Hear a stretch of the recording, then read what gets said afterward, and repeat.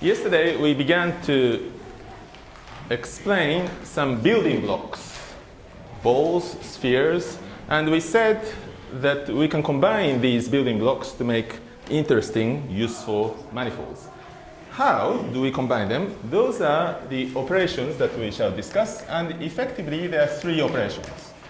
Operation number one is that of product. That's in many ways the simplest. The primary example, it's example 2 by the way, because we already had remark 1 earlier, so we can refer to these things, is the example of an M cube, so M-dimensional cube. What this is simply this. I, you remember what I is, it's the unit interval from 0 to 1, the closed unit interval, and it is simply equal to what many people call the Cartesian product, or direct product, with M components of I. And this, if you remember the meaning of this symbol, it's homeomorphic to, or topologically the same as, you can see that it is homeomorphic to the M-dimensional ball, M ball. Here are some examples. The one-dimensional cube is simply the unit interval. Two-dimensional cube is what we more commonly call the square, 0, 1, 1. Unit square, each side has length 1. And three-dimensional cube is what in the common daily language we would call a cube. Rubik cube and that kind of thing. And please note that this cube is a full cube. There is inside as well as outside because I'm taking the whole unit interval. So that's the standard cube in R3. But we can consider higher dimensional cubes, and these will be useful from time to time. Okay. Now, the box, this is kind of a box if you like, and the box surface, so the boundary of this thing, without the inside,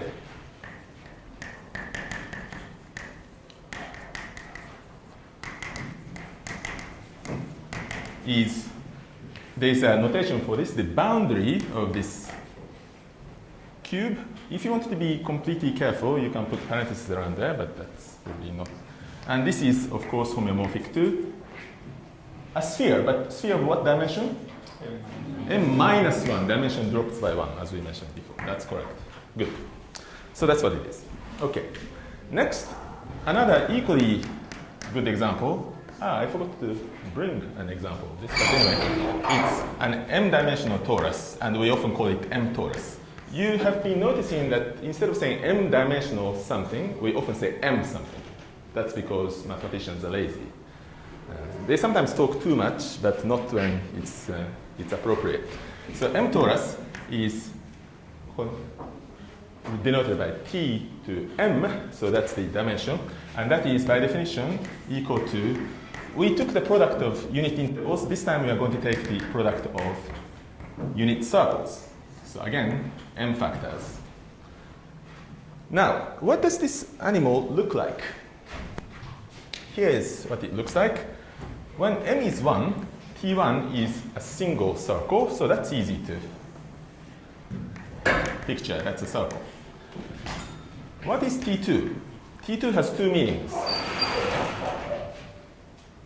You can imagine a circle times a circle, or here's one way to think about it. Take a circle, and then move this circle all the way around in a circular way.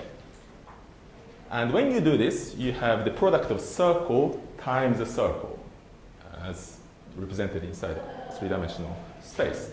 So this T2 is what is often drawn like this, and it's a torus. Now, do you have a good mental picture of what a torus is? Can you see what a torus is? This picture is very popular around the world, but it's not the most obvious picture. So let me make it really clear. Again, imagine a circle, just a circle, not the inside, not the disk, but the circle, and move this circle like this. Yep. and move all the way around like a surface of revolution and then close. You get this kind of donut shape if you're used to American donuts. I recognize that in some other countries donuts don't look like this, but then, and the surface of this donut is the torus, and that's a two-dimensional torus. All right. Another meaning of T2 is Tadashi Tokieda. I mean, it's when you write my name, well, you write it as T dot T. That looks like T times T, so I often sign my name T squared. But it's not applicable to the rest of mathematics. Okay. So that's T squared. Okay. And you should realize that this torus can come in many different shapes. For example, as far as the topology is concerned, this torus can be represented in a very strange position in space. For example, like that. Imagine a cube which is entangling with itself, but that's okay as long as it's a hollow tube and its topology surface has that of a torus. That is also a torus. Another classic example is this. You drank probably in the last 24 hours from a cup. And a standard mug looks like this. Do you know the word mug?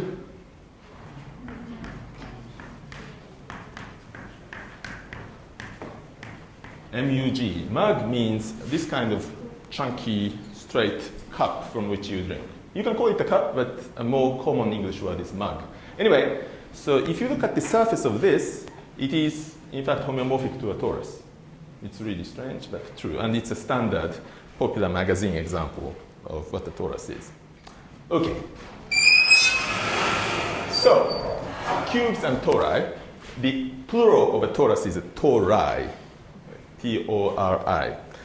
Now, let's mention one interesting fact about the product, since we're talking about products of manifolds. Let's say that we have two manifolds, M and N, whatever they are, and we want to find out the dimension of M times N, the product, in terms of the dimensions of M and of N. How does that work? Well, that's very easy. It's the sum of the dimensions. So in a way, dimension behaves like logarithm. That's interesting. Okay? That's quite straightforward. You see, if you have a two-dimensional space and three-dimensional space and you take the product, the total space is going to be five-dimensional. That's easy. Next, on the topic of products, we had some very useful symbols last time. Do you remember? Boundary and the homomorphic. Homeomorphism we have already used, but we have not yet looked at the boundary operation. Let's ask, how does the boundary operator operate on or act on products? Namely, what is the boundary of the product of two manifolds? If you have some manifold with boundary, another manifold with boundary, you can think about surface or curve or whatever, manifold times manifold, and you take the boundary, can you express it in terms of the boundaries of the individual factors? Now, lots of people think that it is the product of the boundaries, but that's not true, and we shall see in a moment that it's not true. Instead, it's something much more interesting. It is equal to the boundary of the first factor together with the whole of the second manifold, times the whole of the second manifold, and together with union, whole of the first manifold times the boundary of the second. Who recognizes this kind of formula? Who has seen something like this before? We all have. Where? Huh? Where? Of distributive law of differentiation. That's right. So note that the boundary operator, acts according to the Leibniz law That's what it's called often. Do you know Mr. Leibniz? For differentiating a product. In this case, of course, differentiating a product of functions, differentiating, yeah, I was explaining correct, products. But that analogy carries over to the manifolds, and this analogy is not accidental. There's a deep reason for this analogy. When you learn mathematics a little more, there's a very beautiful set of results theory called the Durham cohomology. And in that theory, you see the analogy. There's an exact sort of correspondence between Durham's theorem. Okay, so let's prove this result. How the the boundary operator, acts on the product. And this we shall call theorem number 4. Okay, so the proof of theorem number 4, you've guessed it, it's by pictures. So let's take the product of two manifolds. I'm going to say that this is, say, my picture for M. It looks like just an interval, but that's okay. We are drawing a nice conceptual picture. And that's my picture for N. Okay. And what does the product of these two things look like? Well, if these are both literally intervals, the product looks, of course, like a rectangle whose sides are respectively M and N. Okay, so that's the M cross N. Now, we'd like to take the boundary of this thing. What is that? Well, boundary of this box with the inside is very easy. It's simply equal to this. Just that. And this is, again, where M and N are. Okay, so that's what it is. But what is this? We can write this in the following fashion. This is equal to, first, look at this M, but look at the boundary of M. So that's the boundary of M. If this is the M, that's the boundary M, and the whole of N. And if you take the direct product of these 2 points and this, what you get is just this part, which is the product of this point and this N, and this part, which is the product of that point and this N. Okay. Union. Now I'm going to take the boundary of this side, which is N. So here are the boundary points in this case, but in general, any dimension of N. So that's the boundary of N. And this time, all of M will be taken. So this is all of M. And what is the product of these two pictures? It is equal to, well, this, which is the product of M and this point, and this, which is the product of this M and this point. And you see that if you take the union of this and this, you get presto, the whole box. And that is exactly what's going on. And this concludes our proof. Okay.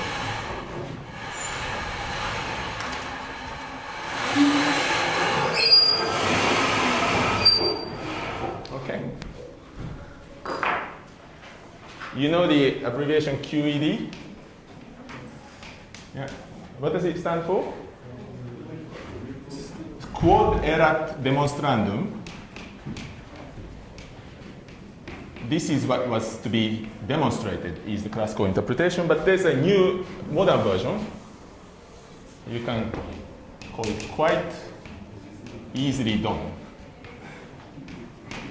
That's an example of a QED. Okay. Now, let's revisit examples 2 and 3. That is cubes and tori. Okay. We'd like to apply this theorem and test if this theorem works on those examples, this boundary operator. So what's the boundary of the box? Well, it is simply equal to, according to this Leibniz law, there are m factors in this product, so I take the boundary of the first factor, and then I take the union with boundary of the second factor. Okay, let me not put parentheses here, but I'm going to put the parentheses like this, and then union, and I keep taking the union, and finally, the last factor is, I get the product, and then product of I. Can you see what I'm writing at this end of the blackboard? I'm sorry, I'm about to run out of space, but it fit into one line. So that's what it is, okay? So, in picture, it's probably easier to see. Let's take the three-dimensional example. That's a cube, and remember that this cube has an inside. Yeah? It's a full cube. What is the boundary of this? Well, we know what the boundary of this is. It's the surface of the cube. It's the surface of the box. But let's write down the answer according to our formula and see if it makes sense. What does this mean? It means that if this is the x, y, z directions, first I take the boundary of the interval in the x direction. In other words, I'm taking in the x direction only this point and this point. So the two surfaces that we are seeing are only those surfaces of the cube. So this surface and this surface. I hope you can see the picture. Okay, so that's the first term. And the second term is I'm going to take the boundary of the unit interval in the y direction, and that gives me two surfaces that are facing those ways. Same cube, but I'm picking out pairs of surfaces each time, faces each time, excuse me. And finally, third term is the boundary of the z-axis unit interval, and those will correspond to those two surfaces, top and bottom. Okay? And if you put all of these surfaces together, or faces together, you see that you are reconstructing the entire surface of the box. So that shows the theorem is true. Okay. Next example. What about the boundary of a torus? That's easily calculated, even more easily than the previous example, because look, the definition of a torus is that it's a product of circles. If I apply the Leibniz rule, which you very well identified, you take the boundary of this, and then you add them all up. But what is the boundary of a circle? What's the boundary of a circle? Huh? Boundary of a circle is a circumference? Then my name is not Tadashi Tokieda. So what's the boundary of a circle? Does the circle have a boundary? Huh? No, it's not the same. It doesn't have a boundary. It has no boundary because you never come to a stop when you're walking on a circle. You are probably confusing a circle with something else called a disk, weren't you? Yes, you are. Well, we said yesterday, didn't we, that everyone is confused about disks and circles. I don't mean the disk as in the whole thing, including the middle. The boundary of a disk is the circle, but boundary of the circle, which is the curve, there is nothing. It's the empty set. Yeah. So boundary means that you keep walking, and then you have to come to a stop because you can't go any further. Well, on the circle, you can keep walking, you never have to stop. On the surface of a disk, as long as you are walking over here, you don't have to stop, but when you come here, whoop, you have to stop. Otherwise, you fall out of the universe. That's the boundary. Okay? So, boundary of a circle is the empty set. Therefore, all those terms are empty, with the result that the boundary of a torus is empty. In other words, the torus does not have a boundary. It is a closed surface, as we call it often. Does that make sense? Yes, it does. Because if you think about the torus, this picture of a donut, does it have a boundary? No. If you are an ant, an insect walking on this surface, you can keep walking, and there will never be a time when you come to a boundary and have to stop. There is no boundary on this thing. Again, please do not make the mistake of thinking that this torus represents a real donut with the inside to eat. I realize that temptation is great, but this is disappointingly a hollow donut. There's nothing inside to eat, it is only the surface. And so there is no boundary. If you had what is called a solid torus, real donut with the inside, then that object would have a boundary. The boundary is this torus surface itself. Okay. Good. We have now covered quite a lot of ground. Let's keep going. And I'd like to insert an interesting digression. In order to exert ourselves in visualization, can you see this small writing? You have all perfect vision, so you can. I wouldn't be able to. Consider the following interesting problem. I start with a square. And inside this square, I'm going to put 4 disks of equal size, as large as I can manage, in the 4 corners of this square. Is that okay? Yeah. After I do this, there's some space in the middle. So I'm going to put the largest disk that I can in the middle space. Let's say that I started with a square of side 1, so unit square, I2. In I2, in words, pack 4 equal disks in the corners, and place as large as a disk as you can, and fit a disk, and this disk is this disk in the middle.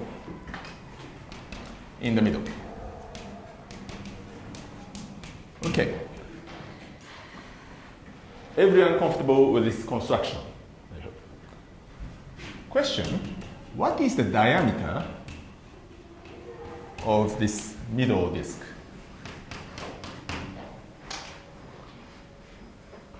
What is it? If the side of this square is 1. Well, you can solve this problem in multiple ways, but I think this is one of the cleanest. Let's copy this picture over and over again. By which I mean, we are doing this in one corner of the plane, but let's copy it all over the place. Cut and paste, if you like, as you would be able to do on the computer. And you can just copy this picture all over the place, like this. Yeah. Now, in this copy, there are lots and lots of copies of the central disk. It's here, it's here, it's here. Yeah. Do you see this periodic picture? And then it keeps going. This shows how to compute it. We know the length of this diagonal, which is square root of 2. And if you think about this copy, not only is there this orange disk here, but there is part of the orange disk over here, and part of the orange disk over here. Okay. So what is the diameter of this? It is simply equal to square root of 2, which is the diagonal of this large thing, minus, you see, the part of the disk that you are seeing here has only 1/4 of it protruding inside. Similarly here, 1/4. So if you put this length and this length, you get the diameter of the disk. Okay? And there's another diameter of the disk there. So there are 2 diameters of the disk. We have to divide by 2. Why did I subtract 1? Because that's the amount that's occupied by those 2 big disks. the diameter of this disk is half. Why is it half? Because if I turn it like this, look, it's 1/2. If I turn it like this, it's 1/2. Okay, so what we don't want is 1/2 plus 1/2, that's 1. And then the remaining thing is represented by 2 disks worth, so that's 1/2. So what is this? Do you know the square root of 2?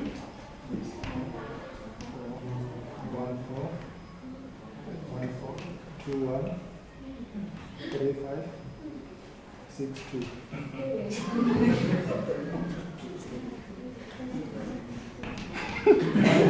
Minus 1 over 2, and that's approximately equal to 0.2. And that's certainly less than 1. What does it mean to be less than 1? That simply means that this disk in the middle is smaller than this square. Well, of course, because we put it inside the square. Okay, so that's what it is. Now, let's do the same in higher dimensional space. Do the same in not I2 but IM, in the m-dimensional space. Here is a picture in 3D. 3D means 3 dimensions. If you have a cube, think about 3-dimensional cube, then you can put how many big balls in the corners? How many corners are there? Come on. 8 corners. So we put 8 balls here, here, here, here, here, and here, and you cannot quite see the balls in the back. Okay. And inside, you put this middle ball hiding. Okay?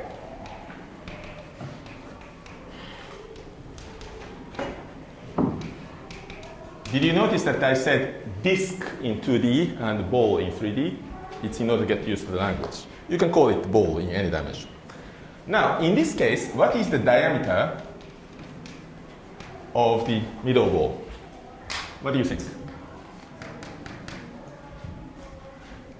Do you have imagination to do the same copying but in 3 dimensions? Let's say you have a box cube here. Have another cube here whose corner is touching this corner. Another cube here, another cube here, another cube here, going up diagonally. You see? That picture would allow us to find out the diameter of the middle ball. Because what do you have to do? Well, it's exactly the same argument that we invented over there. You look at the diagonal of this cube. In 3D, what's the length of the diagonal of a unit cube? Do you know? Pythagoras. In 2D, diagonal of a unit cube of length 1 and 1 is square root of 2. In 3D, what is it? Amos? Speak up. You have such a beautiful voice. It's a pity to waste it. Square root of 3, he says. Speak up even more. You are a great scientist and you should pronounce yourself. So square root of 3, and in dimension what's going to? Square root of m. Is that okay? Because the sum, so the square of the diagonal is the sum of the squares of the sides. Pythagoras. So this is equal to, instead of square root of 2, we have square root of m minus 1, it's exactly the same argument, over 2. Okay? In m dimensions. What is curious is that this number increases with m. And when m is 10 or above, it is greater than 1. Indeed, when m is 9, square root of 9 is 3. 3 minus 1, 2. 2 divided by 2 is 1. So beyond 9, from 10 upward, this is greater than 1. What does that mean? This means that the middle ball is sticking outside the cube.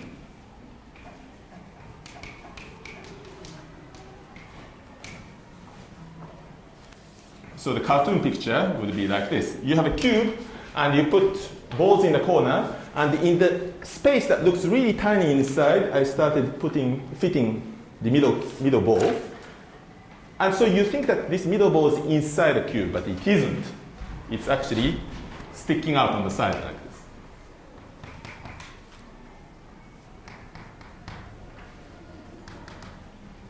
In dimension 10 and above. So in higher dimensional spaces, lots of interesting things can happen. Okay.